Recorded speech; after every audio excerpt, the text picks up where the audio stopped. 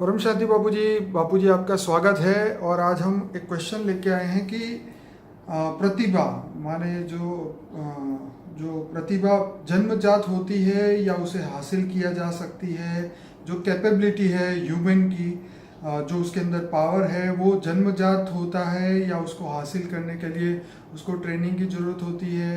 आप क्या कहते हैं, आध्यात्मिक दृष्टि से क्या पॉसिबल है? देखो, जो मनुष्य आत्मा की जो प्रतिभा होती है जी, वो अगले जन्मों के हिसाब किताब से उसको इस जन्म में मिलती है। ठीक है। लास्ट जन्म में जो मनुष्य आत्मा की जो कैपेसिटी थी, आत्मा में जो शक्ति थी, जी, उसके हिसाब से ही उसका कारण शरीर बनता है। ओके, कारण शरीर के हिसाब से संस्कार बनते हैं ठीक है। और उसकी आत्मा में संस्कार रिकॉर्डेड होता है ना। अगले जन्म के कई जन्मों के संस्कार मिलकर लास्ट जन्म के संस्कार बने। जी, अनेक जन्मों के संस्कार के कारण उसका कारण शरीर बनता है। कर्मों के कारण कारण शरीर बनता है ठीक है। और कारण शरीर से सूक्ष्म शरीर बनता है और सूक्ष्म शरीर से स्थूल शरीर बनता है। तो सारा शरीर भी एक प्रतिभाशाली बोलते हैं, एक प्रतिभाशाली शरीर का मालिक है। राइट। हाँ, तो शरीर भी एक प्रतिभाशाली उसके अगले जन्मों के कई जन्मों के कर्मों के हिसाब किताब से मिलता है। जी। और आत्मा की शक्ति, आत्मा की शक्ति भी उसके आत्मा में रिकॉर्डिंग होकर सूक्ष्म शरीर और कारण शरीर में चार्ज होती है, तो उसका ओरा बनता है ना। और बापू जी यहाँ पे बात ये है कि सपोज करिए कि पिछले जन्मों में बुरे कर्म किए और इस बार जब बच्चा पैदा हुआ और उसकी जो कैपेसिटी इतनी नहीं निकली, हर बात में वो फेल हो रहा है या उसकी शक्ति कम है, आत्मा की शक्ति कम है, तो उसके उस प्रतिभा को पाने के लिए क्या वो अपनी कैपेसिटी बढ़ा सकता है? वो तो उसको इस जन्म में, तो छोटा बच्चा है तो क्या करेगा उसको? नहीं, तो जब मैच्योर होगा तब। नहीं, बच्चों को अगर जो माँ बाप जैसे हमारे हमारे कई हमारे पास आते हैं तो कई माँ बाप ज्ञान में चलते, ज्ञान मार्ग में। ठीक है।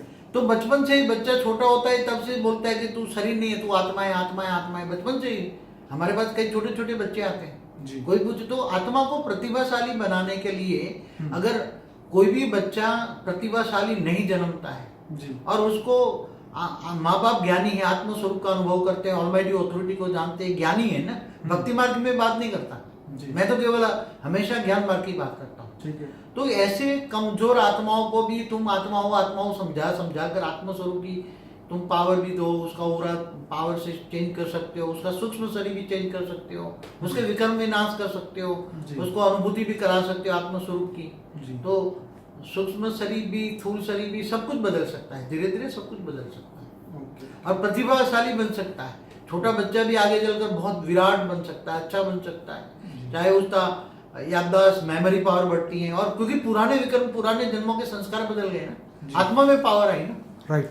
आत्मा में पावर, आत्मज्ञानी आत्म स्वरूप की अनुभूति करता है, ऑलमाइटी अथॉरिटी से पावर लेता है, ऊंचते ऊंच परम धाम में आत्मा में पावर लेता है।